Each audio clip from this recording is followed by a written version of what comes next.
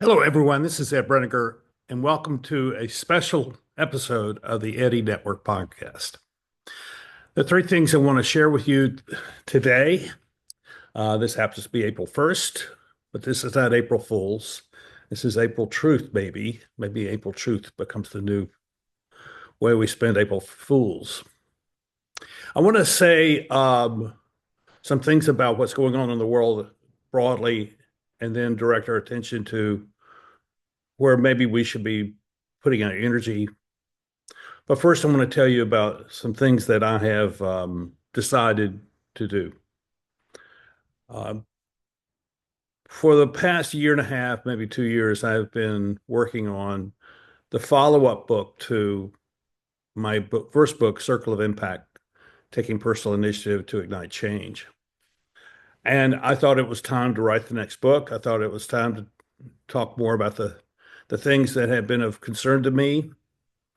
And I actually began writing in January of this year. As I approached the end of February, I realized that I was simply repeating myself, that I was saying the same things I've been saying for years, and that it was time to move on. So I abandoned the book. Um, I just it's in a file in my file system, and it'll remain there, but I don't foresee going back to this book. Something else needs to result from the work that I'm doing and the people that I'm talking to. So it's an interesting thing to reach a point in your life, at whatever age you are, and say, I'm abandoning the thing which I've given myself to for months, years, maybe decades. It's not that I'm giving up on leadership or but I'm giving up on what I've been talking about for a long time because I think we're moving into a different world. I found that my thinking was really just more of the same, and I was just repeating myself. And I didn't want to do that, and so the only way to not do that is to stop. So I abandoned the book, and I decided that I would take a 3 month sabbatical from writing for publication.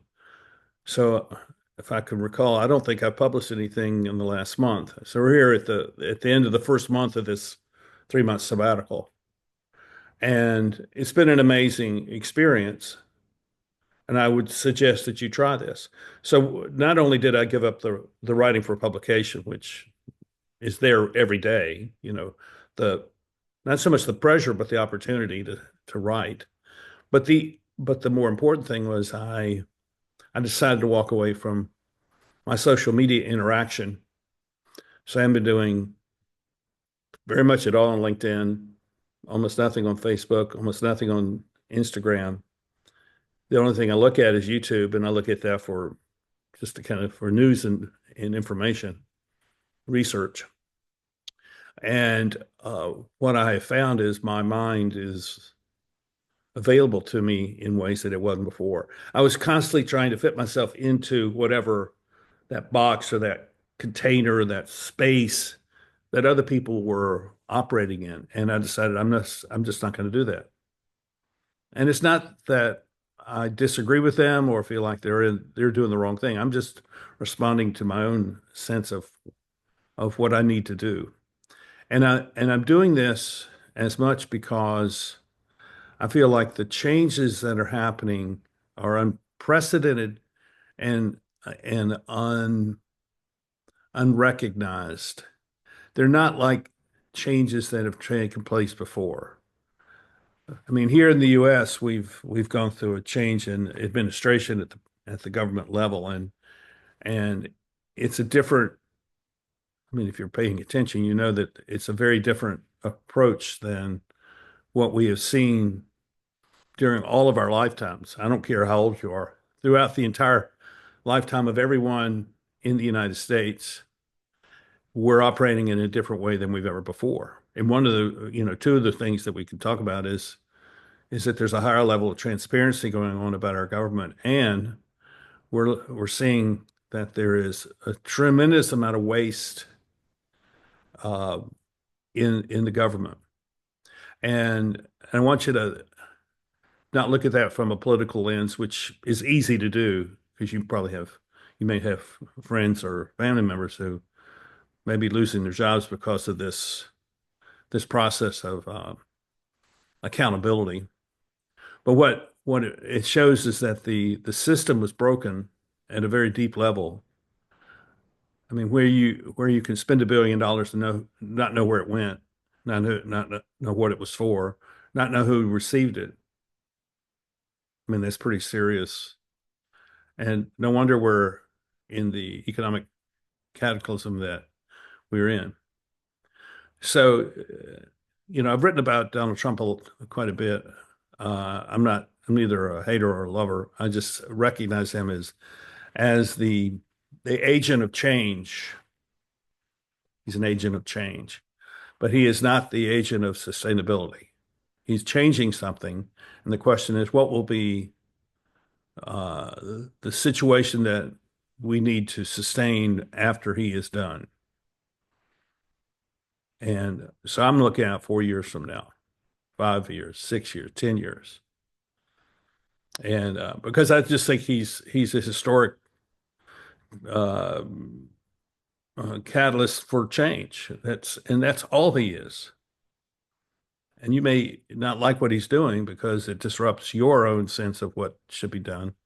But I but I'm but I'm recommending to you that you not look at this either through a political lens or through an anti-American lens. I know many of you do. And it is easy for you to do that because then it suggests that your responsibility is less than what it actually is. So I see that global change is taking place, and it's not what those who have been in control of our governments and our large corporations think it will be. I don't think they clearly understand what's coming, or if they do clearly understand it, they're resisting, and that resistance will only increase the pain and the suffering and the difficulty and the cost of restoration or recovery or whatever you want to call it. Uh, so I see that while it's important for each of us to be globally aware, I don't think that's where you and I should be putting our time. Because if all of this happens as it appears it's going to, then the place that is going to suffer the most is right in your neighborhood. If you live in a middle class neighborhood and your friends are all white collar workers, they're going to feel this, and they may not be able to continue to be your neighbors. So I'm really seeing that the shift for us is not which party you're serving or you're celebrating, or what ideology.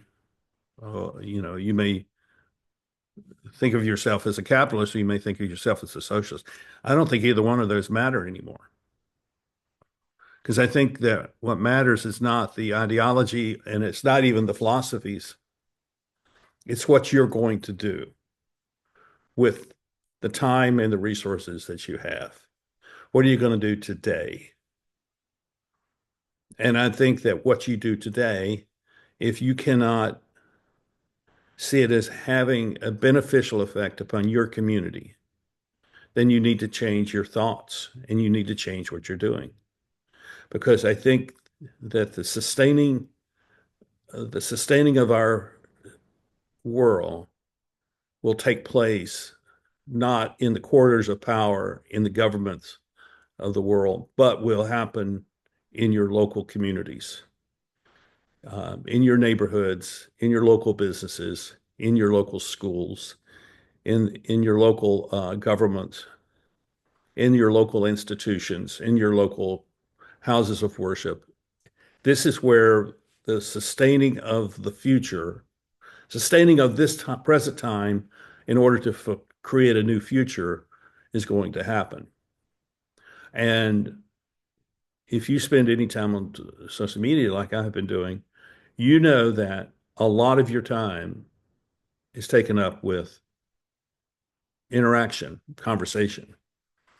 And I'm not saying conversation is bad. I'm saying it's very good. In fact, I think some of the most important things that have taken place in the last 5 years has been around the idea that we need to be in conversation with one another. But I think we need to be clear about what that means.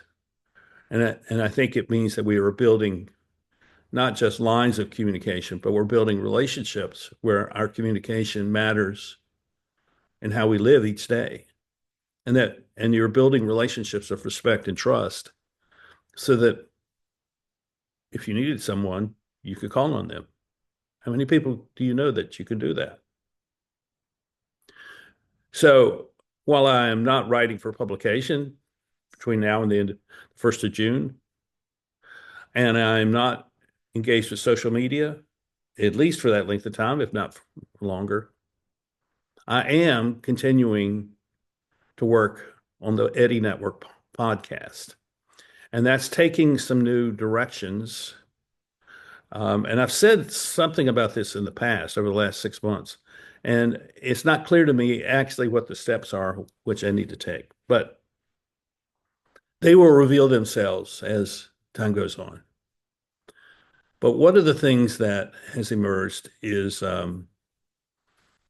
it came as a result of moving back to my hometown of Winston-Salem, North Carolina.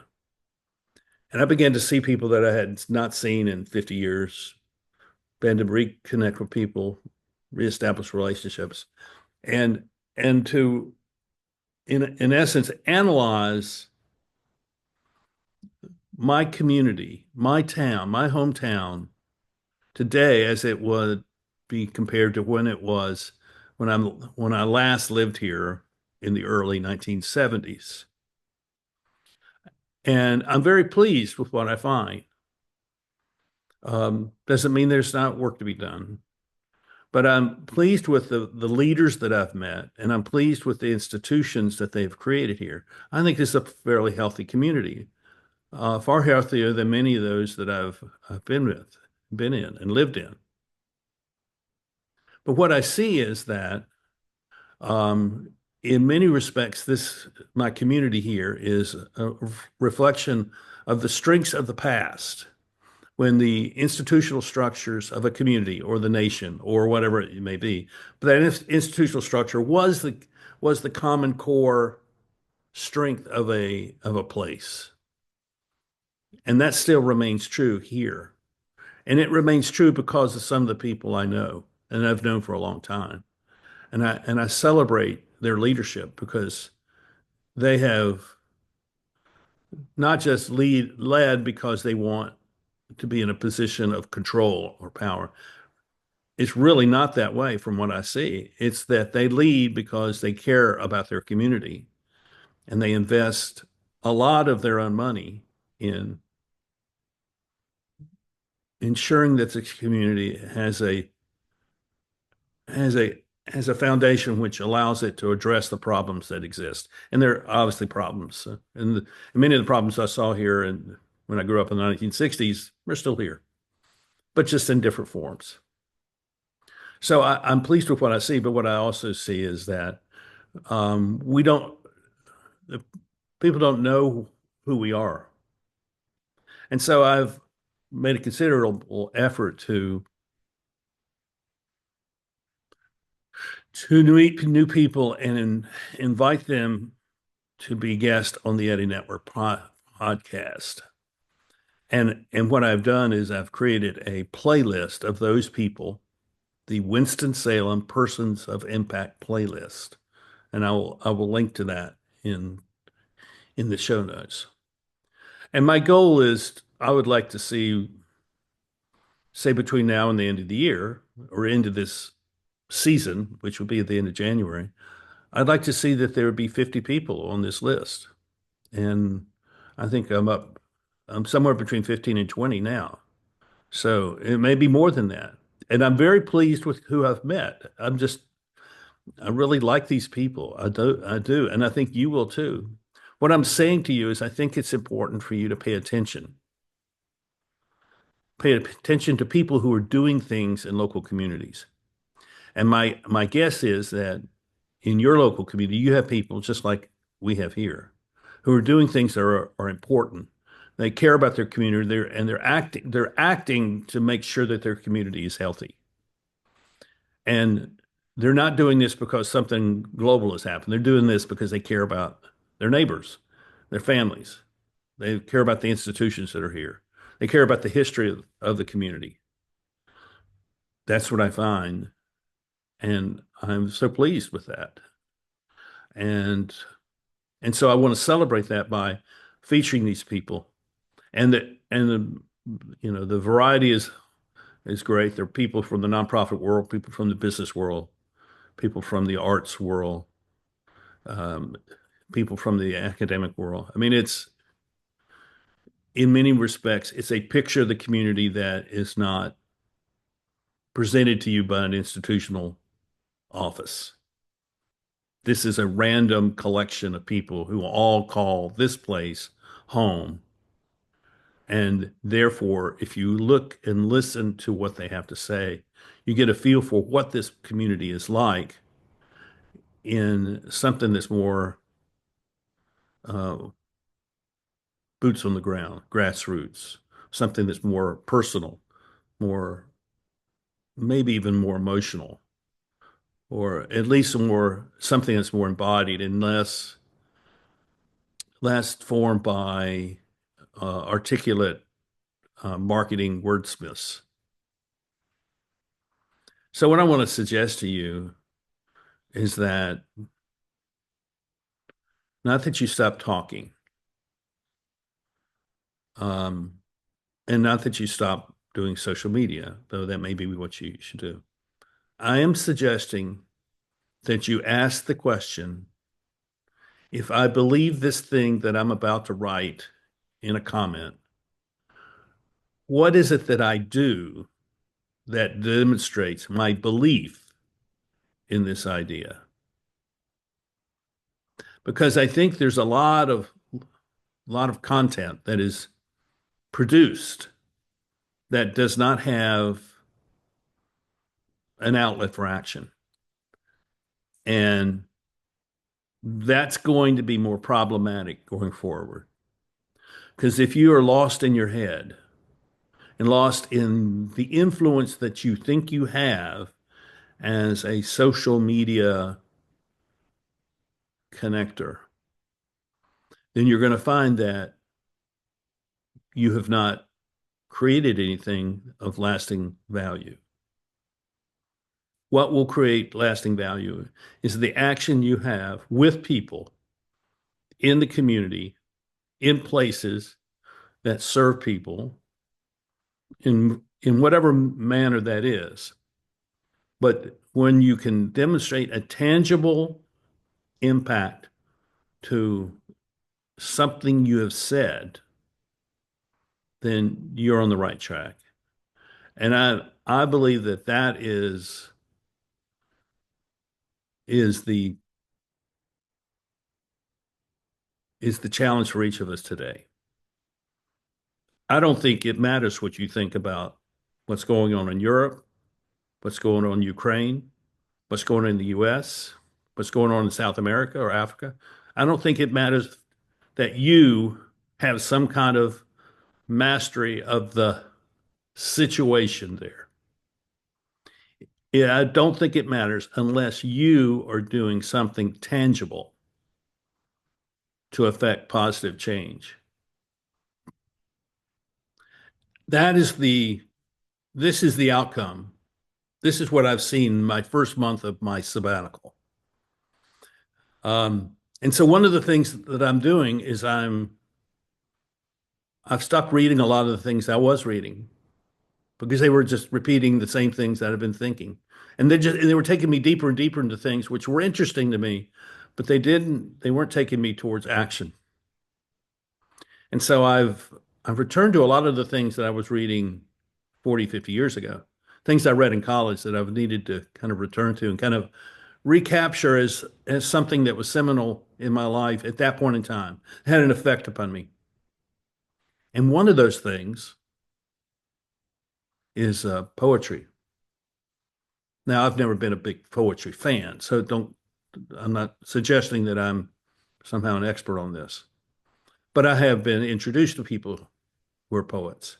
I have been to an event where poets were present and they read their poetry to the audience. And I've been meeting them. And what I discover is that to be a poet, you have to get out of your head and you have to get into an awareness of what's going on around you. You have to get into your emotions. You have to get into your physical presence in the world. And you have to figure out how to articulate that in a way that's simply not some kind of highly sophisticated analytical prose, but instead is something which communicates a feeling or a rhythm that moves people. And so I'm interviewing these people, and as a result, I have created the Eddy Network Poets playlist.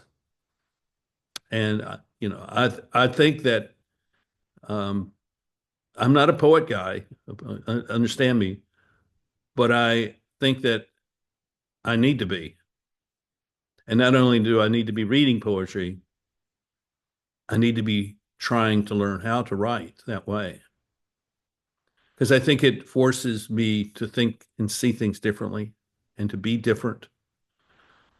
And I think if you were to try the same thing, if nothing more than reading, then um, I think you'll find that it puts you in a position where the idea of taking action about something becomes more logical, more realistic. I don't know how all this fits together. I really don't. But I don't think it matters.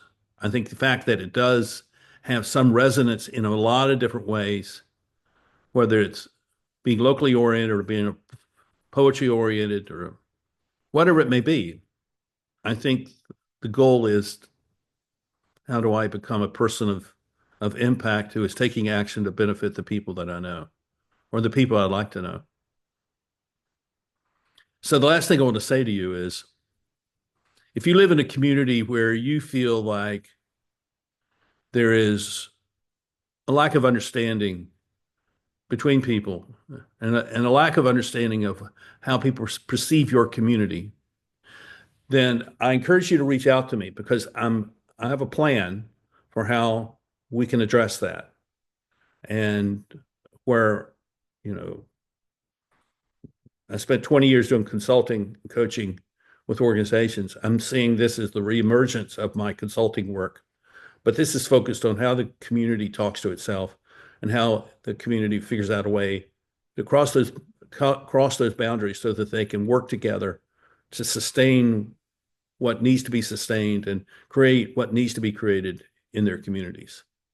So and one of those tools for that is the Eddy Network podcast. And what I mean by that is if you look at the What's the Salem podcast list, what you'll see is a picture of this community.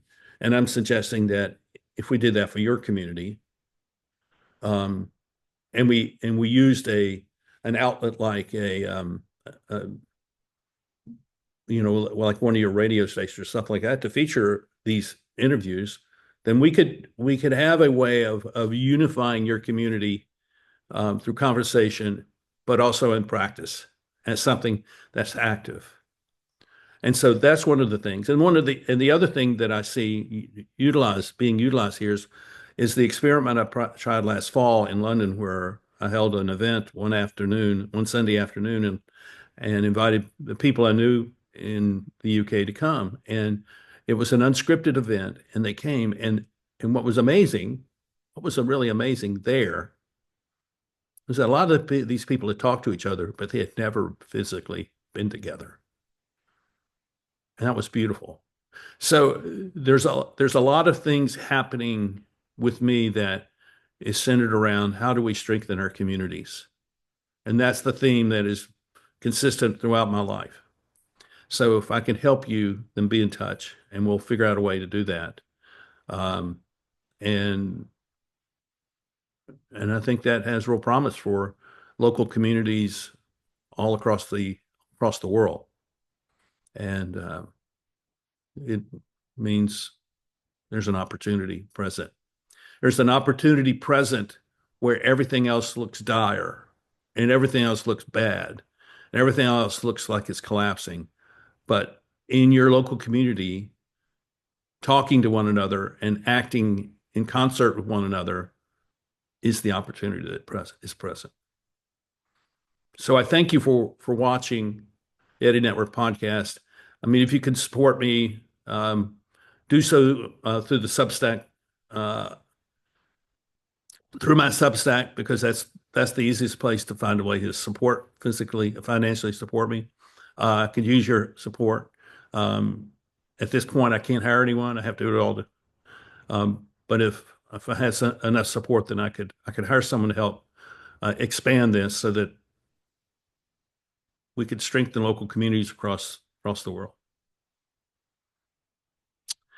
and that would be a very cool thing.